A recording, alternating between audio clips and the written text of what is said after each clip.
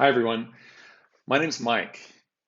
Today, I want to tell you a story of a really dark time in my life. And I think conventionally you would say I hit rock bottom. It was a few years ago. I had basically failed in business, failed in a big relationship, and I really didn't know what to do with my life, where to go to next. So, this is the story about, I guess, some of the tools that I used to figure out a path forward. You might be in a similar situation, but maybe it's not as extreme as that. I'm hoping that some of the tools and the techniques that I discovered in my process might be helpful for you to figure out something about your life. I'm actually going to give you the templates. I'm going to link to the templates that I used, if that's helpful to you. To give you a little bit of context before we get started, I need to explain that for about 8.5 years of my life, I was a co-founder of a company called Shoes of Prey. It was a really fun idea. The idea was that we were going to help women design their own shoe. So they could come to our website and create their very own shoe. And for a number of reasons, it was both a great idea and not the right idea. So the company ended up unfortunately failing. And it basically sent me back to the drawing board in terms of what to do with my life. I love this diagram. You may have seen different versions of it, where we think that a successful path is always going to be this sort of straight line, this up and to the right motion. But actually, it's rarely that. What you don't often see behind successful people are all the failures and the misturns and the roundabouts that they've had to go through. And it's no different for me. In fact, my story is more really of failure and struggle than it is about success, more about learning than it is about, I guess, succeeding. And so for me, that's been quite a difficult thing. I guess growing up, I always thought I would be successful. And so to not be successful was quite painful. But I really feel that I've grown a lot over the last few years. And in fact, in many ways, the lack of success has been a real blessing. So to give you a little bit of a sense of my story, I studied computer science and law at university. I was really hell-bent on being a lawyer. I thought that was my calling. I think that's because I loved arguing with people when I was in high school. I graduated from law school and computer science and went and worked with a judge for 18 months as a clerk or as an associate, and really enjoyed that experience. But at the same time, I couldn't stop thinking about the internet. And so I moved back in. I gave up a good job with a law firm and I moved back in with my parents and I started making websites, somewhat unsuccessfully. But in truth, I was really bored and lonely working by myself. I wanted to work with other people. And so in 2005, I joined Google as an early employee of Google Australia. And that was really amazing because it was such a small group of people. You can actually see the whole office in this photo here, which was amazing. And so I got to sort of learn a whole bunch of things and I got to travel to the US and to China, which I feel very fortunate. But at some point I quit because I had some good friends of mine and we really wanted to start a business together.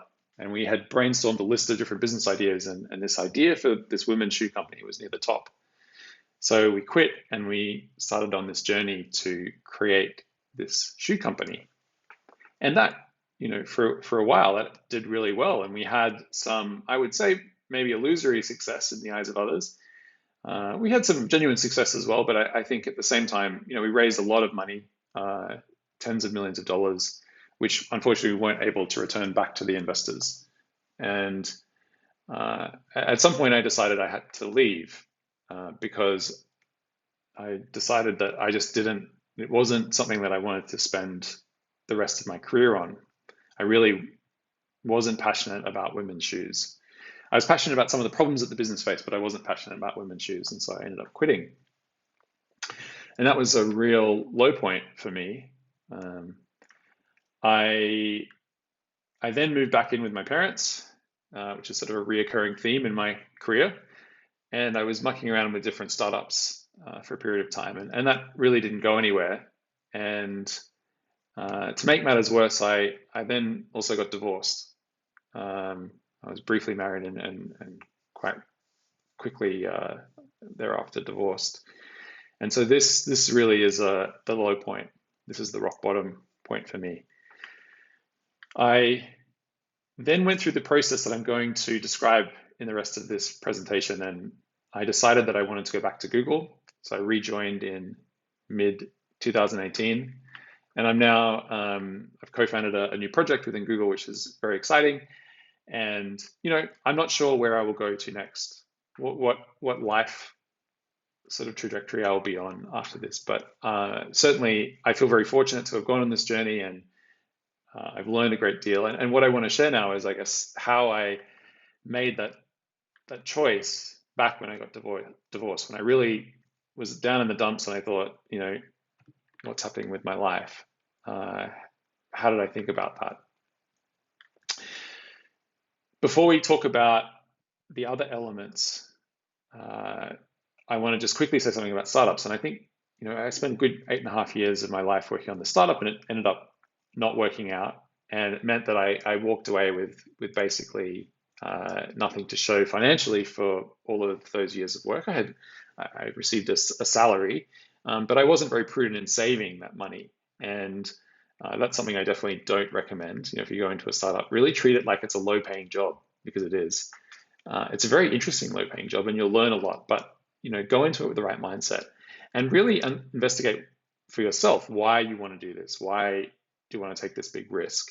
I think all of the reasons I put on the slide are valid reasons. So learning, trying to get rich, trying to change the world, but really try to investigate why you wanted to do it. I think, if I'm honest, my motivation was trying to get rich, and that was actually not a good reason for me to go into a startup, because it meant that I was maybe not working on the problem that most resonated with me.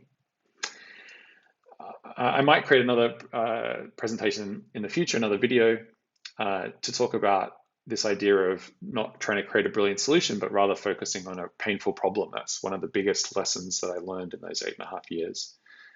But more than anything, think about going into startup as a 10-year commitment at the very least. And it's a low-paying job. It may not work out, and you have to get really lucky with timing and also with your execution.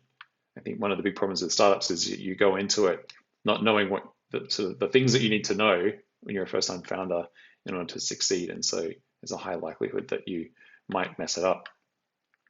Okay, so let's return to this low point and how I sort of crawled out of this hole. This book really gave me a jolt. Now, the title is a little bit funny, and a lot of people say they really don't like this book when I tell them about it. And I can understand where they're coming from, but at the same time, there was just a few little ideas in that book that really gave me an idea of what I should do next. And it was, maybe I should be designing my life. Maybe I need to be more proactive about this. Maybe I need to actually create a blueprint or a plan for my life. And so, being a typical computer geek, I put together a deck, my personal mission deck, in Google Docs. And I had a number of different slides that outlined exactly the kind of life that I wanted to live, or at least trying to investigate what kind of life would I like to lead. And I'm going to go through that deck now, even though it's quite embarrassing. I want you to see exactly kind of what I wrote. So the first slide had my personal vision and mission for my life. The vision, a sustainable world with resources and opportunities for all, and the mission, this is quite embarrassing, to be in the top 100 tech leaders in the world. Now, it's probably unrealistic that I will ever be in the top 100 tech leaders. That's not really the point. The point is, what direction do you want to point at in your life? What is it that you want to overcome? What is it that you want to achieve? And being clear about that is super helpful if you can get that level of clarity. And for me, this really resonates, that this is something that I want to achieve if I can. The next slide, I had the standard that I hold myself to, and I've put Sundar Pichai, the CEO of Google, who I find very inspiring. He's a very thoughtful, charismatic leader who thinks very deeply about lots of different things. And I now try to think, well, what would Sundar do in a particular situation as a guiding principle? The next slide, this is a really fun exercise, and this actually comes from the Search Inside Yourself course at Google, which I took after I joined Google, and I've kind of added it back into the deck. But the idea is that you pick 3 people that really resonate with you for some reason in your life, and you then write out what it is about those people. You may not agree with everything about that particular person, but there might be certain elements that really resonate with you. So you list those down. Once you've gone through the exercise, you actually will have a list of potential values that you subscribe to, at least you think you subscribe to. So for me, Elon Musk, say what you will about Elon, but I just love how forward-thinking he is, how big and bold he is in terms of his ideas, how courageous, how he's trying to save humanity on multiple different fronts. I find that really inspiring. The person in the middle is my dad. He's very honest and humble and generous. And on the right-hand side, we have Alain de Botton, a British philosopher who's very wise, introspective, well-read, compassionate, things of that nature. The next exercise is to think about what's the person you would want to become. And this exercise comes courtesy of Tony Robbins, of all people, Awaken the Giant Within. I wanted to understand what the fuss was all about with Tony Robbins, so I read one of his books, and this was the exercise that really stuck with me. Because Tony says, well, you need to grow as an individual, and maybe in growing, you'll need to develop new values. So what are those new values? And then what are you going to do about actually achieving those new values? What are the new behaviors that you might need? So I've written out the different values here that I might want to develop. This is just a quote that I threw into the deck. So I'm 100% responsible for everything in my life. That comes courtesy of the Mark Manson book. What pain do I choose? Another Mark Manson idea. So every great thing in the world that you could achieve comes with some associated amount of pain. And so to do these fantastic things that you want to achieve, you're going to have to go through some pain, and you're going to have to choose what pain you would like to subscribe to. So I've written some of the pains that I'm, I guess, willing to endure to some degree.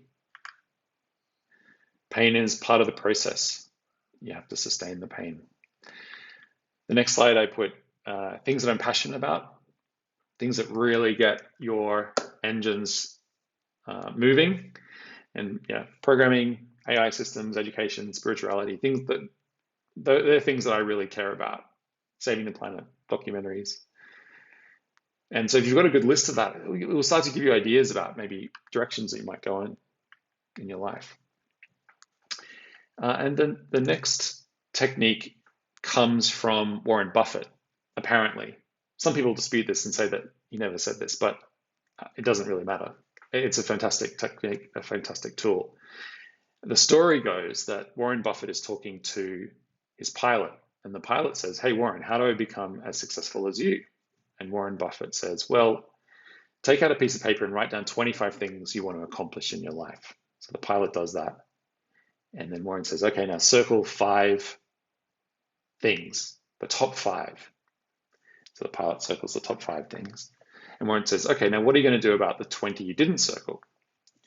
And the pilot says, "Well, I'll start on the 5, and when I have some spare time, maybe on vacation or when I'm retired or whatever, I'll start thinking about the other 20." And Warren says, "No, the 20 you didn't circle, they are now your avoid at all costs list. You're never to think about them again. If you really want to be successful like me, you just focus on those top 5. So I thought that was really good, because at the time I was trying to do way too much stuff. I was trying to be a painter and learn comedy and all this kind of stuff. So anyway, I have written my top 5, and this is actually a little bit outdated now, and I do revise it. I'm less strict than Warren Buffett, so sometimes I will pull something out of my top 20 and move it into my top 5. But I'm certainly not trying to achieve 25 things all at once, or more or less like 50 things at once. I'm trying to really get very specific. So yeah, here's my avoid at all cost list.